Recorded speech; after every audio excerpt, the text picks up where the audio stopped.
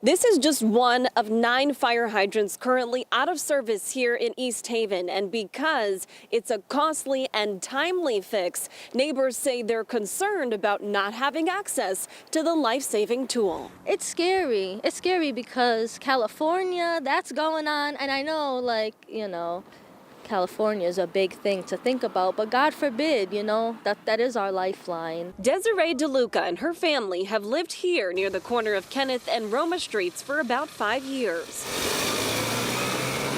A neighborhood they love, but like many, comes with its downsides. We talk to each other, hi, routinely. We see people who are doing their exercise and stuff. So it's a good neighborhood, just, these streets. Streets where DeLuca says people often drive recklessly. The street that has a stop sign, it's invisible.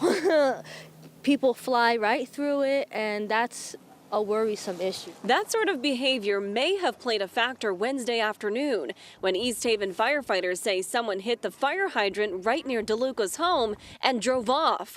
Now it's in the hands of the town to pay for and replace it, which the fire chief says could be upwards of $10,000 in some cases. That's just unacceptable, you know what I mean?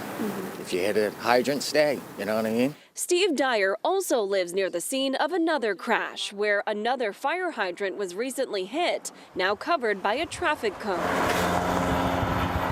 Across town, the fire chief says that's what happened in 9 total locations, where he says it's likely most people drove off because they didn't have insurance. And accidents happen all the time. When you run, now you're turning it into a big problem, and now when you get caught. And it's causing a problem for the fire department, too.